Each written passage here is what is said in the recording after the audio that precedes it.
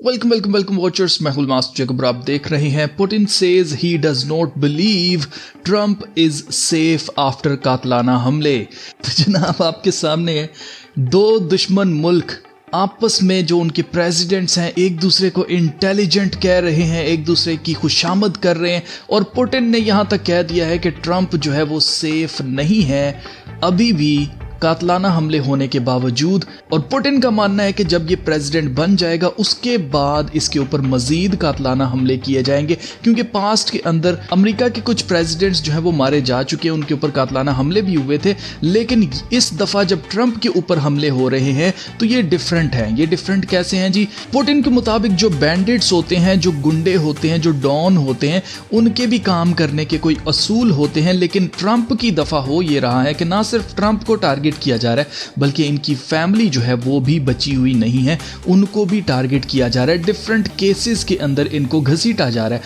जिसकी वजह से पुतिन को लगता है कि ट्रंप सदर बनने के बावजूद भी सेफ नहीं होने वाले हैं। अब पुतिन ने असल में कहा क्या है, आप जरा ये क्लिप देखें, फिर आगे बात करते हैं। Больше всего как бы поразило даже не то, что в отношении Трампа применялись абсолютно не цивилизованные средства борьбы, абсолютно цивилизованные, ну, вплоть до попытки убийства, причем неоднократного. Кстати говоря, на мой взгляд, и сейчас он не в безопасности. Ну, к сожалению, в истории Соединенных... Да, здесь, а что? В истории Соединенных Штатов были всякие разные случаи. Поэтому, ну, я думаю, что он человек умный, уже надеюсь, осторожный. Поразилось, что в ходе вот нападок на него, в ходе борьбы с ним, не только его самого подвергали там, унизительным, необоснованным процедурам судебным, обвинениям и так далее, но осуществляли нападки на членов его семьи, на детей. У нас бандиты так не делают, но это настолько омерзительно, что лишний раз подчеркивает все падение сегодняшней американской политической системы।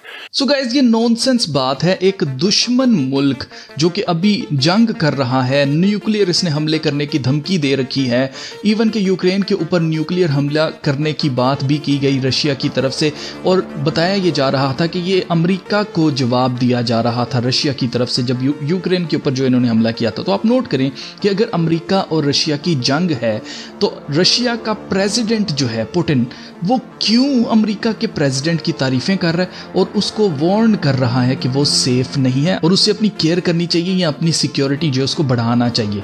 तो इस तरह के मशवरे एक दुश्मन मुल्क क्यों देगा दूसरे दुश्मन मुल्क के प्रेसिडेंट को?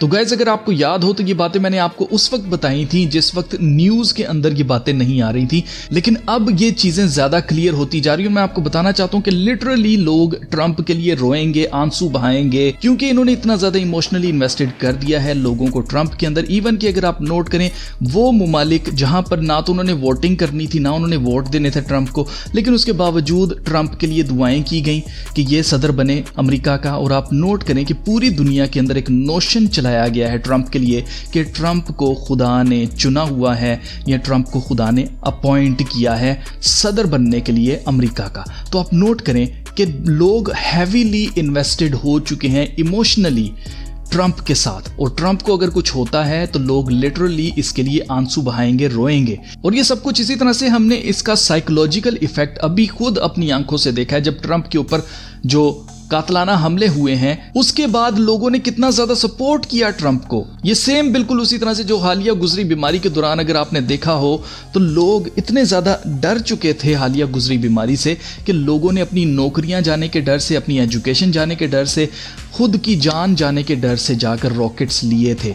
अगर लोग न्यूज़ ना सुन रहे होते तो मुझे यकीन है कि वो बीमारी आती और चली जाती, किसी को पता भी ना चलता। लेकिन क्योंकि न्यूज़ के ऊपर लगातार काउंटिंग चल रही थी, नंबर्स चलाए जा रहे थे जो कि साइकोलॉजिकली लोगों को प्रेशराइज किया जा रहा था, हर घंटे हमें नंबर्स दिए जा रहे थे कि अब इतने लोग मर गए, अब इतने लोग मर गए, जैसे वो लोग ना मर रहे हों बल्कि कोई क्रिकेट मैच का कोई स्कोर हमें बताया जा रहा हो। तो जानबूझकर इस तरह किया गया था। ये साइकोलॉजिकल वॉर है जो कि हमारे दिमागों के साथ खेला जा रहा है, और मैं आपको बताना चाहता हूँ कि एक स्क्रिप्ट है जिसको ये लोग फॉलो कर रहे हैं, और अमेरिका का सदर मारा जाएगा। ये मैं आपको बहुत पहले से बताता आ रहा हूँ।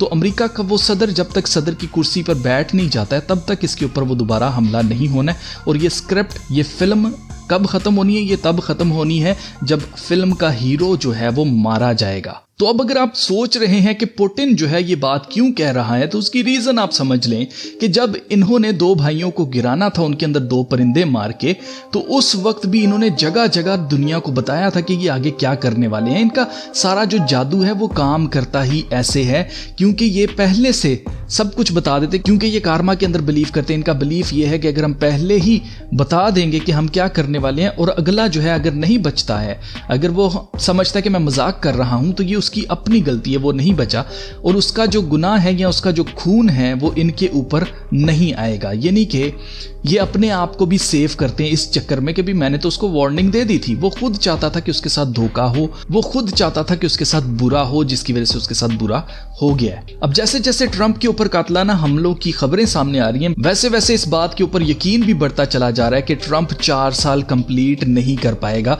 और ट्रंप की सदारत के दौरान ही इसको कत्ल किया जाएगा। जैसे मैं आपको बता चुका हूं कि अमेरिका का सदर मारा जाएगा। तो ये स्क्रिप्ट जब प्ले होगा तो इसका इफेक्ट क्या होगा, इससे होना क्या है?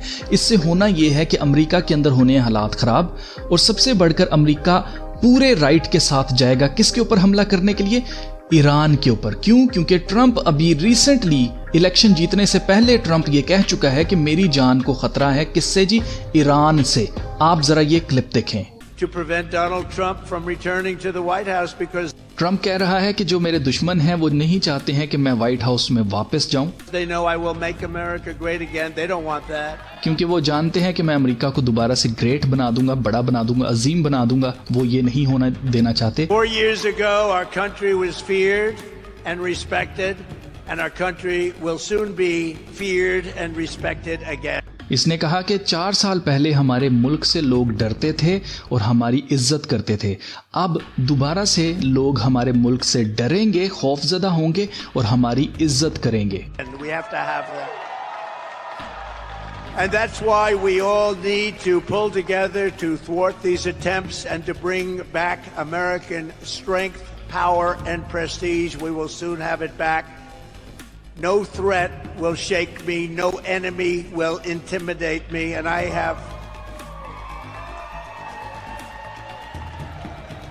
have never been more determined than I am today, and I will never back down in my fight to make America great again, which is what we're doing.